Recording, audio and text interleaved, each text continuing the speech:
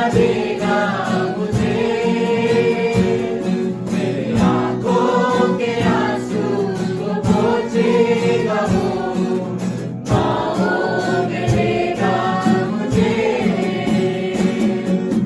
मेरी निर्बलता है मेरी सामर्थ, यीशु मसीह का प्यार, जिसने अकेला न छोड़ा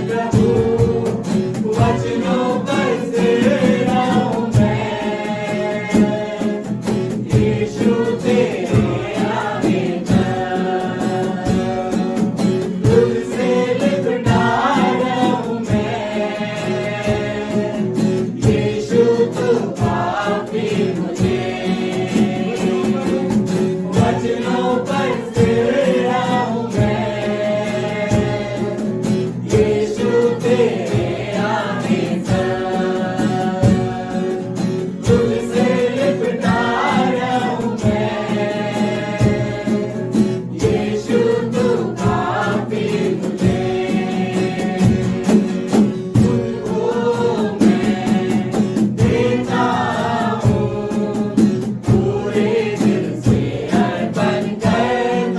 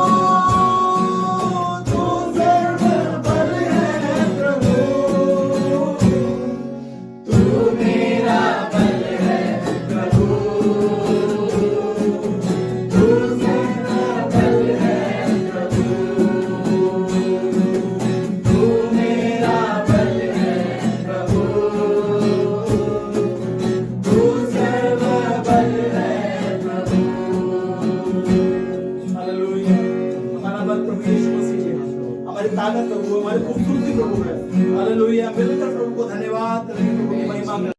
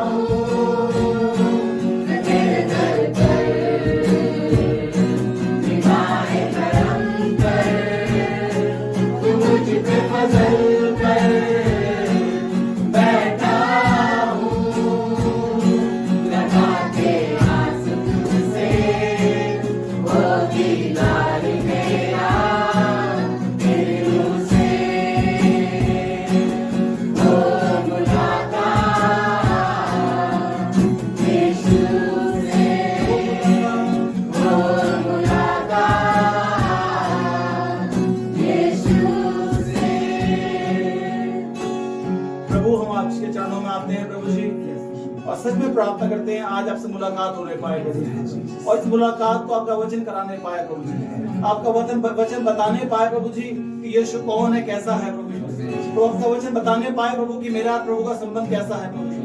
प्रार्थना करता आपका दास प्रभु जी, आपके सेवक आपके वचन को लेकर आते हैं प्रभु जी, अपने दास को अपने हाथ में लेके चलना प्रभु यीशु मसीह, और जो आपकी इच्छा है, जो आपकी मनसा है प्रभु जी, उसे पूरा करना प्रभु यीशु मसीह, ताकि आज हर एक सुनने वाला प्रभु यीशु मसीह आशीष पाए प्रभु यीशु मसीह, और कोई न कोई जरूर कहने पाए कि मुझे यीशु मिल गया है प्रभु यीशु मसीह। अगुवाई करे प्रभु जी, आज प्रार्थना करते हैं प्रभु जी, बड़ी बेदारी लोग जीवन में आने पाए प्रभु यीशु प्रभु जी, जो लोग बाप के जीवन बिता रहे प्रभु यीशु मसीह, उनके जीवन में बड़ी बेदारी आने पाए प्रभु यीशु मसीह, वो हर एक लोगों को बड़ी बरकत आशीष का हाथ रखिए प्रभु यीशु मसीह। ओ प्रभु दया कर, अनुग्रह कर, आपके वचन को आपके दास को तेरे हाथों में सौंपते हैं, जो भी आपने दिया है प्रभु वचन अपने दास प्रभु जी, उससे भरपूर प्रभु देना प्रभु जी, ताकि लोग जब पढ़े प्रभु यीशु मसीह तो 100 गुना फल लेकर आने पाए प्रभु। अगुवाई करें अपने हाथों में, पवित्र आत्मा हम संपूर्ण बातों को प्रभु आपके वचन को, के दास को आपके पवित्र हाथों में सौंपते हुए यीशु मसीह के नाम में इस प्रार्थना को मांगते हैं, आमीन।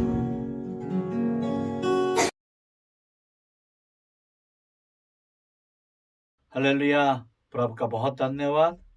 आज भी हम अच्छे से परमेश्वर की आराधना किए हैं।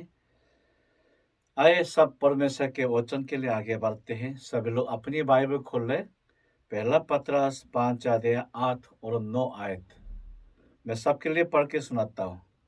सच्चे तो हो और जगते रहो, क्योंकि तुम्हारा विरोधी शैतान गर्जने वाले सिंह की नाई इस खोज में रहता है कि किसको फाड़ खाए। विश्वास में दृढ़ होकर और ये जानकर उसका सामना करो कि तुम्हारे भाई जो संसार में है ऐसा ही दुख भुगत रहे हैं। आमीन। हालेलुया। आज हम इस जमाने में अपने बच्चों को उनका लक्ष्य कैसे कर पाएंगे, इसके विषय में हम इस वचन के द्वारा बताना चाहते हैं। मैं ऐसा कहना चाहता हूँ कि लगभग बाइबल के अनुसार मनुष्य के इतिहास पूरा 6,000 साल के लगभग है। वही 6,000 साल में से 5,970 साल तक नहीं, ऐसा बोलेंगे 5,950 साल तक जैसा ही रहा, वही सब कुछ पिछले 50 साल में सब कुछ बदल गया। सब कुछ बदल गया। हाँ, पहले थोड़ा थोड़ा कुछ तो बदलते रहा, पर इतना महसूस नहीं दिया जा रहा था। पर पिछले 50 साल में जो दुनिया के जो स्थिति, लोगों के सोच विचार और संस्कृति जो भी हो बदल गए हैं, इतना तेज से बदल गया, हम अपने बच्चों के साथ भी ठीक से बात करना मुश्किल होता है। यह सच में इस दुनिया के अंत के समय है और परमेश्वर प्रभु यीशु मसीह के आगमन बहुत नजदीक है। ऐसा समय प्रभु यीशु मसीह ने सिर्फ एक बात हमारे सामने छोड़ के रखा, धीरज धरे रहो, जागते रहो, अंत तक धीरज धरे रहो, अपना विश्वास में कायम रहो। ये बहुत बड़ी बात है। यह आसान समय नहीं है, बहुत कठिन समय है। हम कैसे धीरज धरे रह पाएंगे, अपना विश्वास के लक्ष्य कैसे कर पाएंगे, इससे भी बढ़कर हम अपने बच्चों को कैसे प्रभु यीशु मसीह में बना के रख पाएंगे, ये हमारे लिए बहुत बड़ी सवाल की बात है। तो अभी उसके लिए हमें कुछ बात समझना बहुत ज़रूरी है, जो पहले ज़रूरत नहीं था पर अभी बहुत ज़रूरत है। उस बातें को समझना बहुत ज़रूरी है। आज के वचन में क्या लिखा है कि तुम्हारा विरोधी शैतान गरजने वालों सिंह के नहीं इस खोज में रहता है कि किसको फाड़ खाए। अभी ऐसा समय है कि शैतान किसी भी तरीके से लोगों को पकड़ के फाड़ के खाने के लिए ढूंढते रहते हैं, हमारे चारों तरफ फिरते रहते हैं। ऐसा स्थिति में खास कर जो हमारा जो जवान बच्चे हैं, जो शरीफ बच्चे हैं, वो संसार दुनिया को नहीं जानते हैं, शैतान को नहीं जानते हैं। इनका रक्षा करना पहले से ऐसा बोलूँगा कई 3-4 गुना मुश्किल हो गया। खास कर आजकल ये मोबाइल के कारण सारे यूथ के जीवन बिल्कुल खराब होते जा रहा है, पूरी तरह फाना होते जा रहा है। इनको कैसे बचा पाएंगे, मैं इसके विषय में बताना चाहते हैं। सबसे पहले ये शैतान का, ये गर्जने वाला सिंह का क्या तरीका है आजकल के समय में हमारे बच्चों के जीवन को पूरी तरह खत्म करने के लिए। पहला उनका तरीका यही है, वो खुले आम में अपना तरीका नहीं हमें दिखाते हैं और वो आहिस्ता आहिस्ता हमारे बच्चों को पूरा बिगाड़ देते हैं। ये किसी रूप में बताएंगे कि हम ऐसा कहानी मैंने सुना है, जो मेंढक है उसको पानी में उबालने के लिए अगर गर्म पानी में उसको एकदम डालेंगे, वो कूद के बाहर निकल के आ जाता है। पर ठंडा पानी में, बर्तन में ठंडा पानी डाल के उसमें मेंढक को डालेंगे तो मेंढक कुछ भी नहीं करेगा, वहाँ बैठे रहेगा। इसके बाद ढक्कन को बंद करो, आग को आहिस्ता आहिस्ता जलाओ, तो थोड़ा थोड़ा गरम गरम होते हुए मेंढक को महसूस नहीं आएगा ये पानी गर्म होते जा रहा है, और ये 100 डिग्री तक पहुंच जाएगा तो ये मेंढक पूरी तरह पक जाएगा, गल जाएगा। ऐसा तो हम खाने वाला नहीं है, सिर्फ कहानी के रूप में आपको बता रहा हूँ। तब तक ये मेंढक को समझ में नहीं आएगा कि मेरा पूरा शरीर गल गया। अभी शैतान का तरीका यही है। पहले तो शैतान खुले आम में सताओं के द्वारा लोगों के जीवन को बर्बाद करने की कोशिश कर रहे थे, पर आजकल ऐसा नहीं है। शैतान खुले आम में तलवार को लेकर हमारे सामने नहीं आते हैं, बल्कि बहुत खतरनाक चीजें को आहिस्ता आहिस्ता हमारे जीवन में पहुंचा देता है, उसके द्वारा हमारे जीवन को सब खराब कर देता है। मैं सबसे पहले वो शैतान का जो हथियार किया है, ये मोबाइल है। ये मोबाइल है शैतान के सबसे बड़ा हथियार है। मैंने बहुत जगह में देखता हूँ कि बच्चे लोग जब समय मिले तो ये मोबाइल के साथ समय बिताता है। ऐसा 5-6 साल नहीं, 3 साल 2 साल के बच्चों को भी माँ बाप उसको उसके टांग होने से बचने के चक्कर में उसके आंखों के सामने ऐसा मोबाइल चला के रखते हैं। तो ये बच्चे बचपन से इसको देखते देखते रहते हैं और पूरा आदत बैठ जाता है कि जीवन भर इसको देखते रहे। आपको पता है कि यहाँ पे जो भी दिख रहा ये कोई परमेश्वर के लिए कोई संदेश नहीं दिया जाता है। यह चाहे कार्टून हो या कई वीडियो हो या सॉन्ग्स हो, जो भी हो, ये सब परमेश्वर के खिलाफ की चीजें हैं। और आपको मानना चाहिए ये यहाँ पे जो भी दिखाई देते हैं ये सब बाइबल के खिलाफ का संदेश है, परमेश्वर के खिलाफ के संदेश है। ये भी एक तरह का संदेश है। बच्चे लोग सुनते हुए देखते हुए संदेश को दिल में कबूल करना पड़ता है, उससे सुनना पड़ता है। आप देखिए पास्टर जी इतवार के दिन सिर्फ 1 घंटे के लिए संदेश सुनाता है, पर आपको पता है मोबाइल के द्वारा हमारे बच्चे दिन में कम से कम 10-12 घंटे संसार दुनिया का संदेश सुनते रहते हैं। कौन जीतेगा? जो रोज रोज बच्चों को 12-13 घंटे संदेश सुनाने वाला और हफ्ते में सिर्फ 1 घंटे के लिए संदेश सुनाने वाला, दोनों में से कौन जीतेंगे? जरूर जो हर रोज 12-13 घंटे सुनाने वाला वही जीतेगा। तो ये आपको पता होना चाहिए। आपको पता भी नहीं चलेगा कि इस चीज के द्वारा हमारे बच्चों के जीवन बिगड़ते जा रहे हैं। पर आपको पता है कि अभी भी बहुत देशों में जवान बच्चे लोग बिल्कुल बेकार बन गया, व्यर्थ बन गया उनके जीवन। वो ना कोई काम करता है, ना कोई संसार में जाने के लिए उनके पास हिम्मत नहीं है, पढ़ाई में बहुत पीछे हो जाता है। आपको पता है जितना इसको देखेंगे ना, किताब पढ़ने में कमजोर हो जाता है, किताब पढ़ना पसंद भी नहीं करता है। और जितना इसके साथ जीवन जीते उसका दिमाग बहुत ऐसा जो तेज नहीं होता, बिल्कुल बेकार हो जाता है कि ठीक से सोचना भी मुश्किल होता है और जल्दी गुस्सा करता है और गहरी बात को समझ नहीं पाता, वचन को समझ नहीं पाता। ऐसा इंसान तैयार हो जाता है और बाद में क्या हो जाता है, अपने कमरे में बैठ के दिन भर यही देखते रहते हैं, गेम खेलते रहते हैं, वीडियो देखते रहते हैं। ऐसा जीवन जीना पड़ता है। मैंने बहुत अपने आंखों से देख रहा हूँ, बहुत बच्चों को देख रहा हूँ, उनके जीवन बिल्कुल खत्म हो चुका है। अभी सिर्फ उम्र 25 साल का है, 30 का है, अभी बहुत लंबी उम्र तक जीना है, पर उनके जीवन अब से खत्म हो चुका है, किसी काम के लायक है नहीं। पूछेंगे कि तुम्हारा जीवन क्यों ऐसा बन गया, तो जवाब तो यहाँ से मिलता है कि बचपन से पिछले 5 साल से 10 साल से यही मोबाइल के साथ समय बिताते रहा और किस दिन ऐसा इंसान बन गया, ना किसकी सुनता है, ना किसकी मानता है, ना कुछ करता है, सिर्फ यही देखते रहते, इसमें बने रहते, कमरे में बैठे रहते, कोई काम करना आता भी नहीं है। ऐसा मनुष्य तैयार हो जाता है। ये कितना खतरनाक है। माँ बाप सोचते हैं हमारे बच्चों के लिए अच्छा मोबाइल दिलाएंगे, सारे बच्चों के पास मोबाइल है तो हमारे बच्चों के पास मोबाइल होना चाहिए। आपको लगता है ये आपका प्रेम है, या आपका प्रेम नहीं है। आप अपने बच्चों के हाथ में अभी उनके जीवन को पूरी तरह खत्म करने वाला जहर को दे रहे हैं। और जैसा मैंने बोला था ना, ये एकदम बच्चों के जीवन को बिगाड़ता नहीं है। इसके साथ 1 दिन 2 दिन 1 साल 2 साल 3 साल 4 साल चलते चलते हुए आप देखोगे बाद में बिल्कुल इसका दिमाग खत्म हो जाएगा, विचार खत्म हो जाएगा, व्यवहार खत्म हो जाएगा और किस काम के लायक रहेगा नहीं।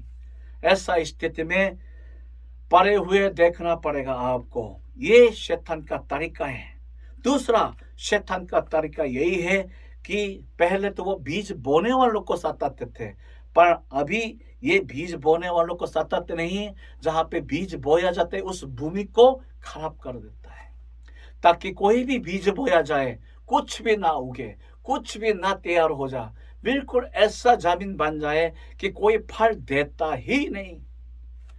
हाँ, पहले सबसे ज्यादा सताव तो जो सुसमाचार सुनने वालों को दिया, उनको देखना पड़ता था, उनके सामने आते थे। पर आजकल ऐसा नहीं है। वो बीज बोने वालों को आने देता है। शैतान किसके ऊपर ध्यान देता है? जहां पे बीज बोया जाना चाहिए उस भूमि पे सारे जहर हर रोज डालते रहते हैं। आपको पता है आजकल जवानों के बीच में क्या समस्या है? ये जवानों वचन को सुनना आता नहीं है, लंबे समय के लिए वचन को सुनने के लिए तैयार होता नहीं है, समझता भी नहीं है, खास कर दिल से मानते भी नहीं है। परमेश्वर की ओर कोई उनका मन में इच्छा भी नहीं है, इंटरेस्ट भी नहीं है। They don't have any interesting for kingdom of God, for salvation.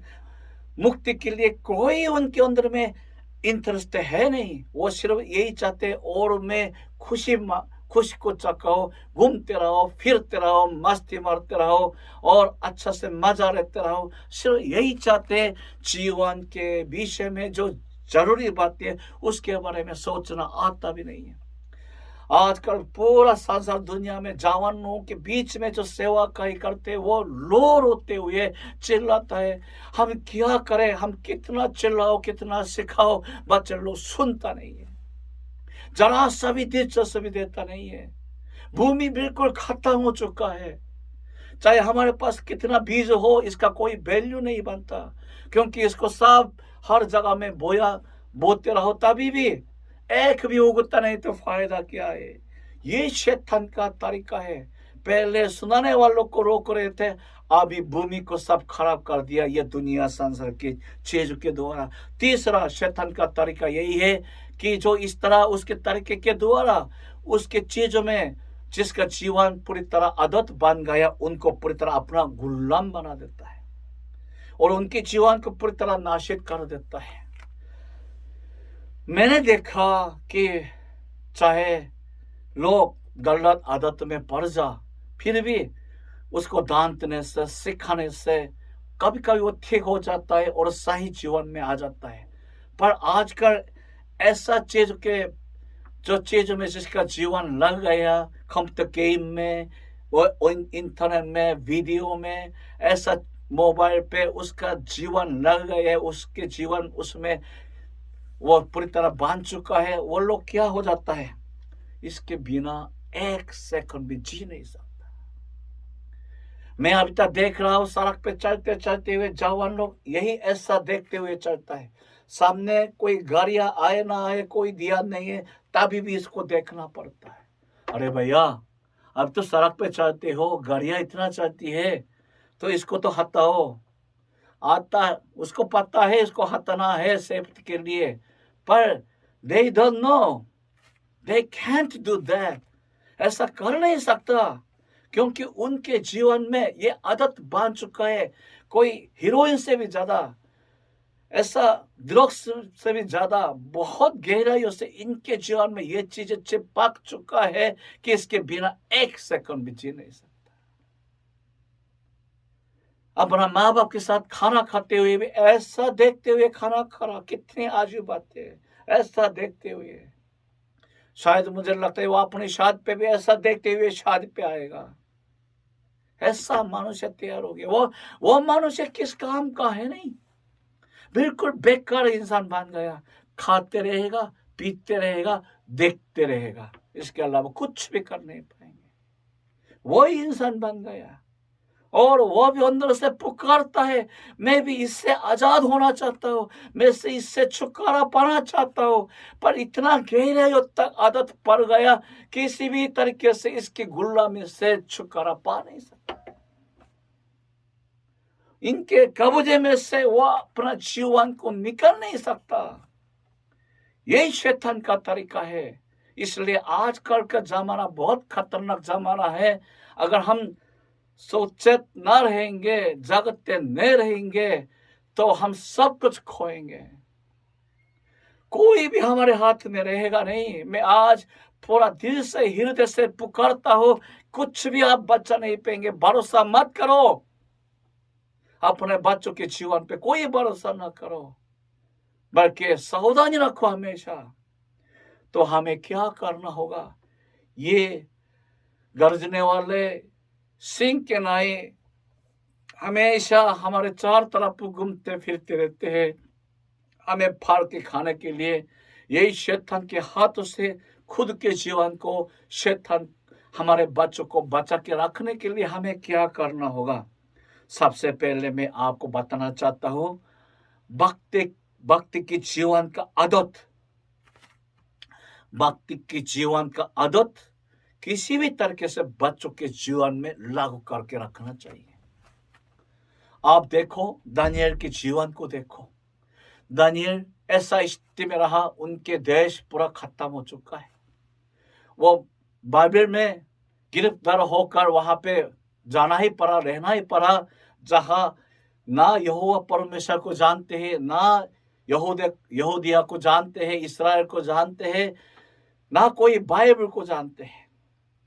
ऐसी जगह पे वो अकेले रहा। आजकल के शब्द में बोलेंगे तो ना कोई बाइबल है, ना कोई पास्टर जी है, ना कोई कलीसिया है। ऐसी जगह पे जहाँ पे सिर्फ मूर्ति पूजा करता है और शैतान का पूजा करता है, ऐसा लोगों के बीच में ही रहना पड़ा।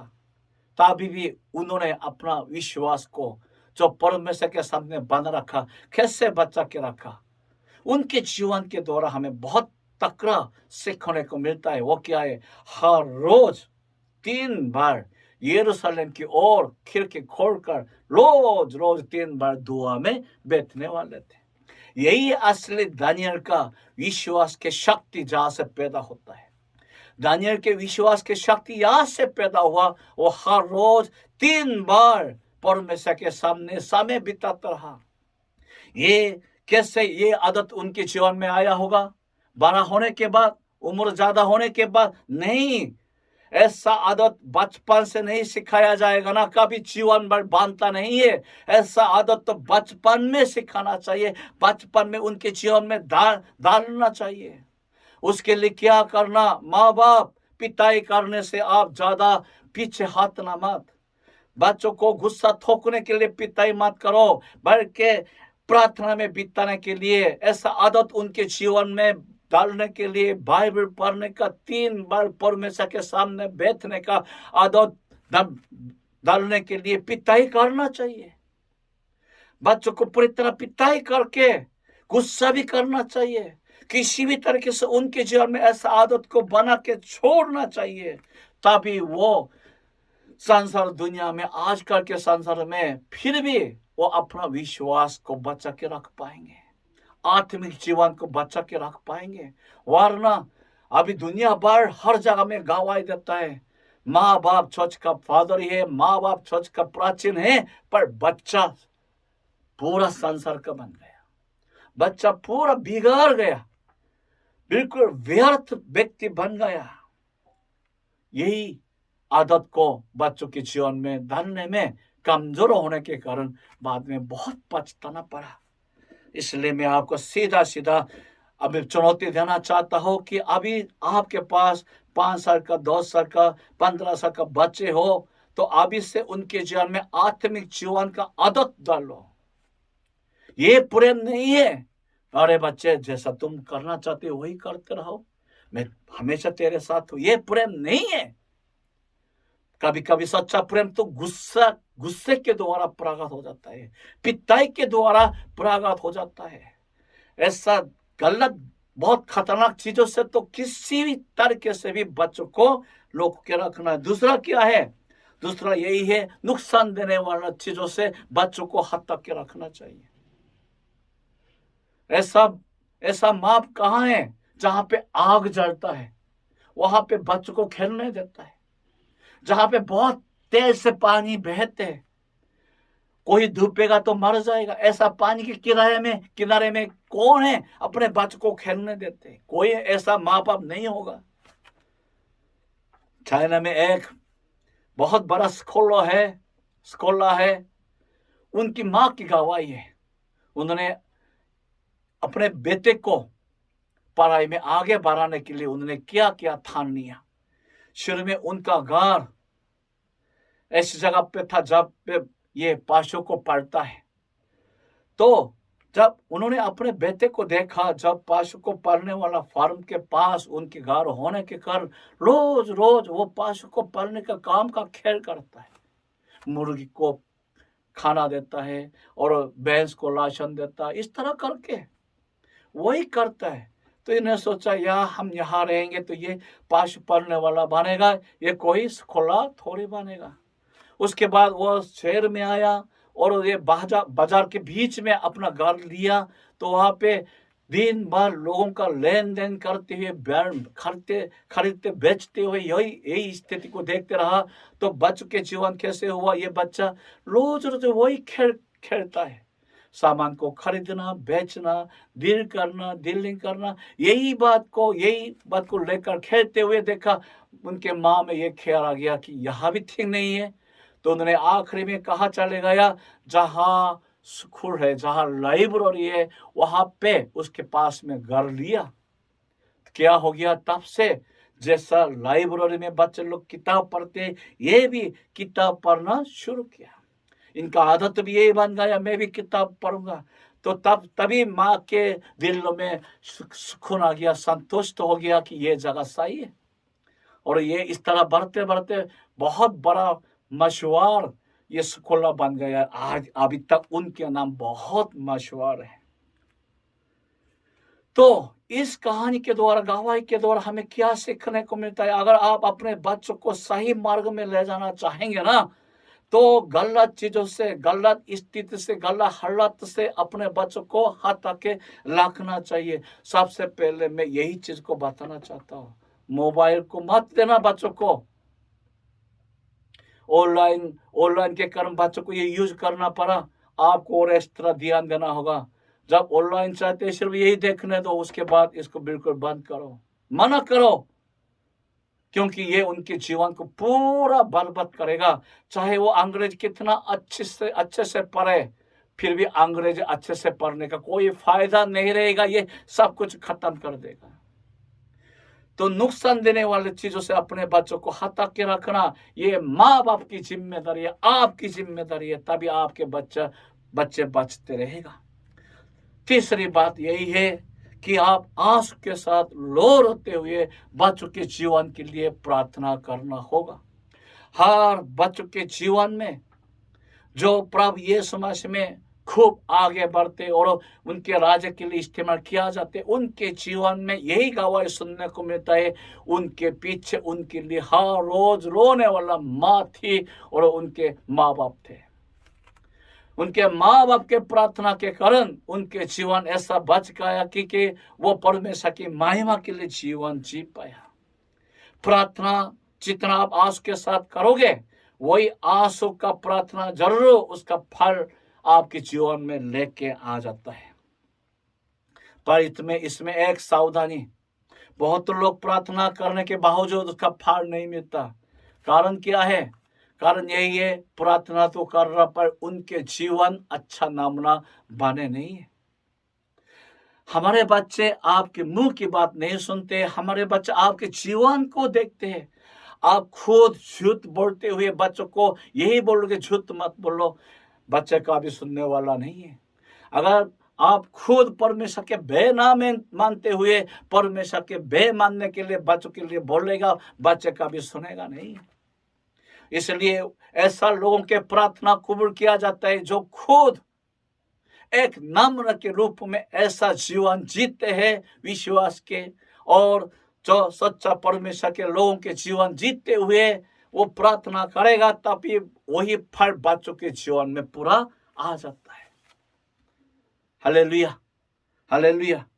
तो ऐसा प्रार्थना आप रोज रोज अपने बच्चों के लिए करते रहोगे और ऐसा नमूना के जीवन जीते रहोगे, तो आपके बच्चे चाहे संसार कितना खतरनाक क्यों ना हो, तभी भी बिगड़ेगा नहीं। हालेलुया। अभी मैं आजकल के बहुत कीमती बात आपको सुनाया। हम अपने बच्चों के लिए कदम उठाना चाहिए। अभी आपके घर पे कौन है? 5 साल के बच्चे, अच्छा है आपकी बात सुनता है। 10 साल के बच्चे हैं, अच्छा है आपकी बात सुनता है। 15 साल के बच्चे हैं, अच्छा है अभी तक आपकी बात सुनता है। जब तक आपकी बात सुनेगा तब तक आपकी जिम्मेदारी है उनके जीवन में अच्छा आत्मिक जीवन का आदत डालना चाहिए। नुकसान देने वाली चीजों से उनको दूर रखना चाहिए, दूर करके, और उनके जीवन में विश्वास का अच्छा नमूना की जीवन जीते हुए लो रोते हुए उनके लिए लगातार प्रार्थना करना चाहिए। तभी हम ये शैतान के हथियार से हमारा बच्चों को बचा पाएंगे। ये शैतान जो हमें फाड़ के खाना चाहते, उनके उनके मुंह से, उनके दांतों से हमारे बच्चे को बचा के रख पाएंगे। सच में अपने दिल से गवाही देता हूं, बहुत माँ बाप अभी लो रोते हुए पछता रहा, लो रोते हुए पछता रहा। मुझे और सख्त से इस बच्चों को मना करना चाहिए था, सिखाना चाहिए था, और इनको साथ लेकर आराधना वचन में साथ जाना चाहिए था, मोबाइल को रोकना चाहिए था, पर फेल हो गया। और अभी मेरा बच्चे किसी भी तरीके से सुधरना नामुमकिन हो गया। बहुत जगहों में यही गवाही मुझे सुनने को मिलता है। तो जो इस वचन को सुनता है, मैं आप सबके लिए ये कहना चाहता हूँ, इस बातें को हृदय से सुने, दिल से सुने, और अपने बच्चों को शैतान के हाथों से बचा के रखें।